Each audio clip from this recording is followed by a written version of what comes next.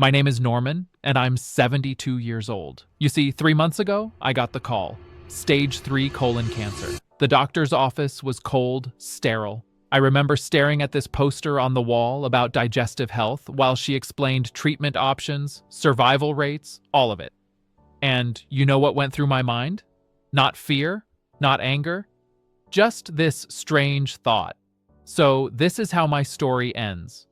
But here's what nobody tells you about getting news like that. The first week, you're numb. You tell your family, you make appointments, you research treatments. You're in survival mode. Honestly, it's the second week when it hits you. Really hits you. I woke up one morning, looked at my wife sleeping next to me, and I started crying. Not because I was scared of dying. I was crying because I suddenly saw my entire life laid out in front of me like a map. And I could see all the places I took wrong turns. I spent 38 years as an accountant. 38 years. I was good at it. Made decent money, provided for my family, retired with a pension. But here's the truth I never admitted until cancer forced me to look at it. I hated it. Not every day, but most days. I hated the fluorescent lights, the endless spreadsheets, the performance reviews, the office politics. You know, I stayed because it was safe, because it paid the bills, because that's what responsible adults usually do, right? When I was 23, I wanted to be a woodworker. I loved working with my hands, creating things my grandfather taught me when I was a kid. We built a bookshelf together when I was 12, and I still have it in my living room. But woodworking doesn't pay well. It's not stable. So I went into accounting because my father said it was practical. And you know what? He was right. It was practical. It just wasn't mine. Now, I'm not saying everyone should quit their job and follow some dream. That's not realistic advice. You see, bills have to get paid. Kids need shoes. I get it. But what I am saying is this. There's a difference between making a living and making a life. And most of us, we get so caught up in the making a living part that we forget about the other half entirely. After my diagnosis, something shifted. My oncologist laid out this aggressive treatment plan. Chemotherapy, possible surgery, the whole deal. And I agreed to it, obviously. But I also went down to my garage, cleared out 20 years of accumulated junk, and set up a proper workshop. Bought some good tools, started working with wood again for the first time in decades. My wife thought I'd lost my mind. "Norman," she said, "shouldn't you be resting? Conserving your strength?" And maybe she had a point. The chemo makes me tired. Honestly, some days I can barely get out of bed. But on the days I can work, even just for an hour or two, I feel more alive than I have in years. Last week, I finished a jewelry box for my granddaughter. Walnut with maple inlays. It's not perfect. My hands shake more than they used to. But it's real. It's something I made. Here's what cancer teaches you that nothing else can. You don't have unlimited time to become the person you want to be. You think you do. When you're young, 40 years seems infinite. Even at 50, at 60, you tell yourself there's still time. There's always tomorrow. But sometimes tomorrow doesn't come, or it comes with an expiration date stamped on it. I've been thinking a lot about regret lately. Not the big dramatic regrets like cheating on my wife or committing some crime. I never did anything like that. It's the quiet regrets that haunt you. The dinner parties I skipped because I was tired. The times my kids asked me to throw a ball around and I said maybe later because I had work to finish. You know, the weekend trips my wife wanted to take that I postponed because we should save money. All those little moments where I chose the safe, practical, responsible option over the living option. My son came to visit last month. He's 47 now, works in insurance. We were sitting in my workshop and I was showing him how to use a chisel properly, and he said something that broke my heart. He said, "Dad, I didn't know you could do this. I wish you'd taught me when I was a kid." And the thing is, I wish I had too, but I was too busy working late, too busy being responsible, too busy preparing for a future that I thought would last forever. Here's the thing nobody wants to admit. We're all terminal. Every single one of us. Some of us just have a clearer timeline than others. That sounds morbid, but it's not. It's actually liberating once you accept it. It means every choice you make today matters, not someday, today. You know what the strangest part about having cancer is? People start treating you differently. They get this careful tone, this pity in their eyes. They say things like, "Stay strong," and "You've got this." And I appreciate it. But sometimes I want to tell them, you should be asking yourself these questions too, not waiting for a diagnosis to force you to. I'm not cured. The doctors are cautiously optimistic, but it's still touch and go. I might have 5 years. I might have 10. I might have 6 months. Nobody knows.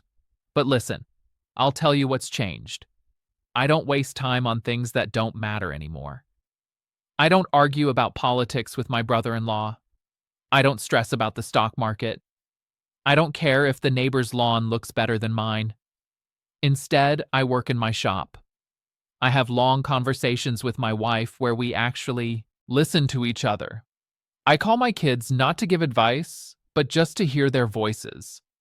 I teach my granddaughter how to sand wood properly, how to feel the grain, how to be patient with your hands. You see, these are small things. They won't change the world, but they're changing my world, and that's all I've got. If you're listening to this and you're thinking, well, that's nice for Norman, but I can't just quit my job and become a woodworker, you're missing the point. I'm telling you to look at your life, really look at it, and ask yourself, am I living or am I just existing? There's this moment in chemotherapy, about 2 hours in, where the drugs really start hitting your system. Your mouth gets this metallic taste, your body feels heavy, and in those moments, I don't think about my career or my retirement account. I think about my wife's laugh. I think about the smell of sawdust. I think about my daughter falling asleep on my shoulder during a car ride. Honestly, these are the things that matter. Everything else is just noise. You might be watching this and thinking I'm being dramatic because I'm sick. Maybe you're right. But I don't think so. I think I'm finally being honest in a way I never let myself be before. For 72 years, I played by the rules. I did what was expected. I was a good employee, a good husband, a good father. But I wasn't always good to myself. I didn't honor the things that made me who I really am. My grandfather told me something when I was young that I didn't understand until now. He said, "Norman, at the end of your life, nobody's going to care how clean you kept your desk." I thought he was just being folksy, maybe a little bitter, but he was trying to tell me something important. He was trying to tell me to live. If there's anything I want you to take from this, it's this. Don't wait for cancer or a heart attack or some other crisis to give yourself permission to live the life you actually want. You don't need permission. You already have it. The question is whether you'll use it. I started chemotherapy on a Tuesday.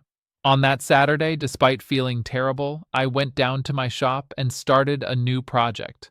A chess set, hand-carved. For my son. Will I finish it? I don't know. But I'm going to try. Because trying is what matters. Showing up for the things that make you feel human is what matters. Some of you watching this are in jobs you hate. Some of you are in relationships that don't fulfill you anymore. Some of you have dreams you put in a drawer 20 years ago and told yourself you'd get back to them someday. And that someday keeps getting pushed further and further away. Stop pushing it. Start today, not tomorrow, not next year. Today. I'm not going to stand here and tell you that following your dreams will solve all your problems or that everything will work out if you just believe hard enough. Life doesn't work like that. But what I will tell you is that living with intention, even when it's hard, even when it's scary, beats sleepwalking through existence. Every single time. My prognosis isn't great, but it's not hopeless either. Maybe I'll beat this thing. Maybe I won't. Either way, I'm spending whatever time I have left doing things that matter to me, with people I love, creating things with my hands. That's more than a lot of people can say, even people who are perfectly healthy. And by the way, if you're interested in this topic, I'd recommend 3 books that really opened my eyes. When Breath Becomes Air by Paul Kalanithi, The Top 5 Regrets of the Dying by Bronnie Ware, and Man's Search for Meaning by Viktor Frankl. Read them. They'll change how you think about time and purpose. I'll put the links in the comments and the description. On this channel, myself and others share life advice and memories from our experiences. If you found this valuable, consider subscribing and turning on notifications. And if you resonated with any of this, leave a comment. Tell me what you're going to start doing differently. Hit that like button. Share this with someone who needs to hear it, because I've got more to say while I still can. If you've got your own story to share, something you think people should hear, go ahead and fill out that form in the description. The next video could be yours.